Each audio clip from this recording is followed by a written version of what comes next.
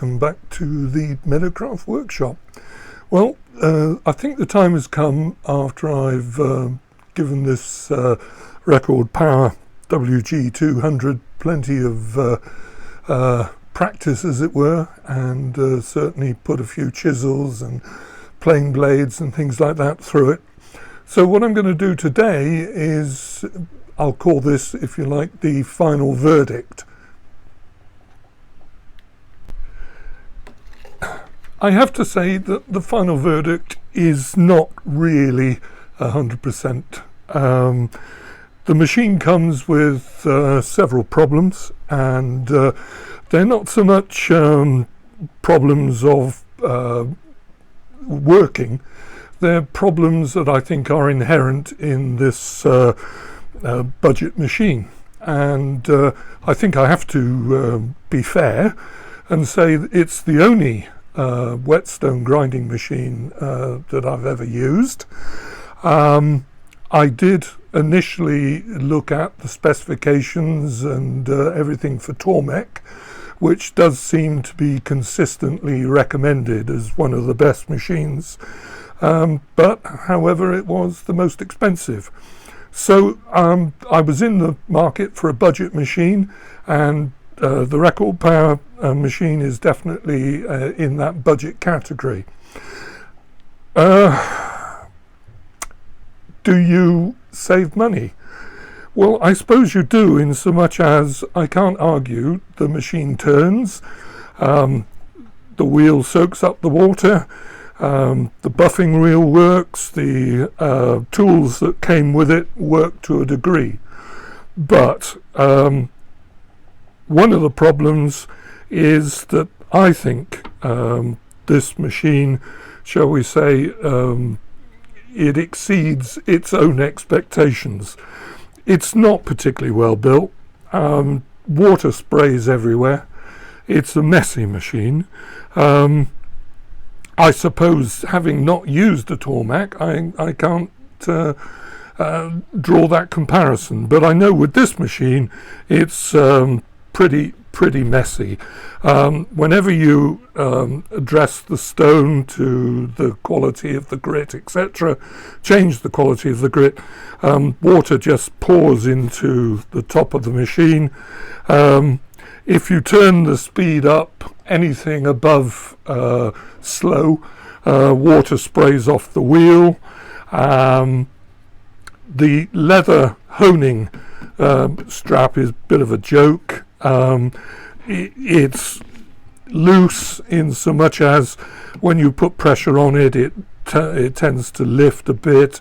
I had, as you know, some issues with the height of the bar, and even with the raised height bar, it still isn't really very effective on anything other than a camping knife. It's certainly not really suitable for, which is one of the reasons I did buy it. It's not really suitable for fine detail carving knives, and I'm just going to have to stick to my diamond plates and hand shape and hone them. Chisels, yeah, wood carving chisels, gouges. If I use the Tormek holder, that's fine. Micro gouges are a struggle, and I think that, as much as anything, is the wheel is exceptionally soft. Even with its smoothest setting, it's still biting off an awful lot of material, and certainly doesn't really, it leaves some very deep scratches that really you can't polish out with the wheel. So as a support for a wood carver, would I put my expensive chisels, you know, the chisels that 4 or 5 of them together would buy the machine, and plus, no, I wouldn't. I just wouldn't risk them. You can eat metal chunks out of it. The stone is very soft, and you've got to really shape it and flatten it after every use. And if you're putting hard steel to it, you can see, as you're watching the stone, you can see that it starts to take a trough almost immediately. Does it work? Well, yes, it does. I can't argue the fact that I have sharpened some rough chisels and turned them into some quite useful kit. I have worked on some micro chisels. I did find that if I went to anything softer than the flex cut steel, it just ate them alive, and you ended up with stumps rather than good chisels. Would I buy it again? No. Simple as that. There are some worries that I've got that it's very wet to use. I use it in a seed tray, but when you put it in a seed tray to stop it going all over the place, you've got the cables which are sitting sometimes in a little bit of water. As soon as you smooth the stone, it's more like sandstone than anything. I'm just going to show you the contents of the seed tray. You can see it's like a beach. I shall have to edit that one out. Touch of hay fever. I think, all in all, I couldn't recommend it. I've tried. I wanted it to work very much, and I can't argue. Record Power honoured their guarantee and supplied me with a taller bar when I queried that, and I'm sure if it stopped working, they would honour it. I did ask them whether or not I could put a CBN wheel on the machine, which would run dry. Their view was no, because of two reasons they quoted. One, that the speed wouldn't be sufficient to make the CDN wheel worth it, and the other problem they came up with immediately was sort of said, well, as soon as you put another wheel on it, you've nullified your guarantee. And as I've already said, I'm not terribly happy with the build quality of this machine. I'm certainly not going to negate the guarantee in any shape or form, so I'm not going to mess around with the wheels. Somebody suggested that maybe buying the Tormek diamond wheel, but the diamond wheel is that Tormek make, A, would nullify the guarantee on this machine, and B, it's a bigger wheel. This is only the smaller version, and although Tormek do make smaller wheels, they're not of the same quality as their diamond stone wheel. So all in all, I would give it 4 to 5 out of 10. If I was being asked, is it worth saving up for the Tormek, I can't honestly say yes or no to that, because I've never used a Tormek.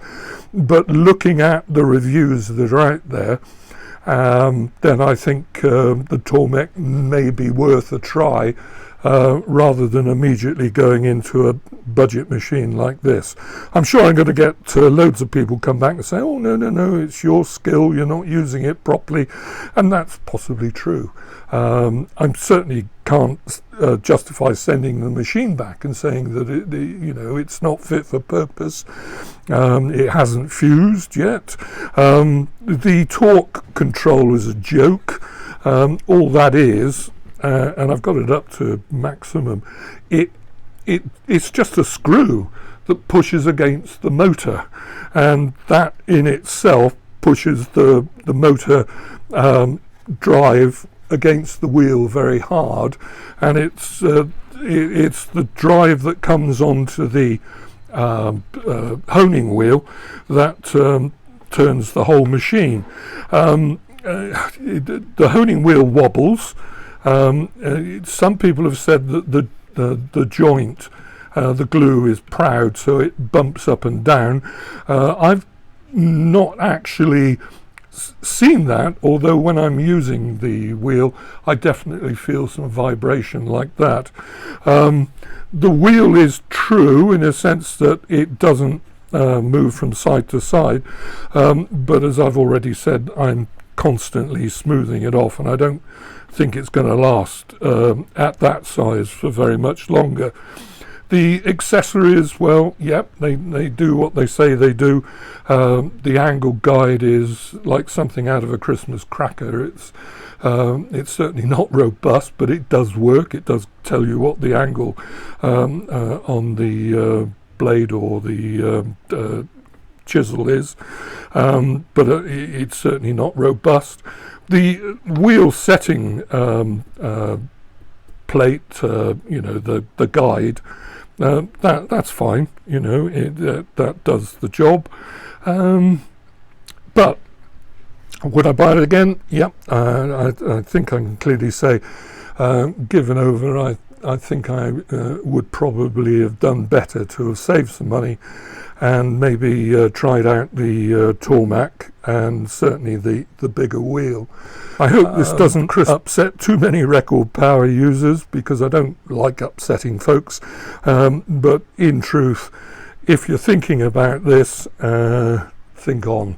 It's got some inherent problems, and I really think you would be better off trying 2 or 3 different sort of machines.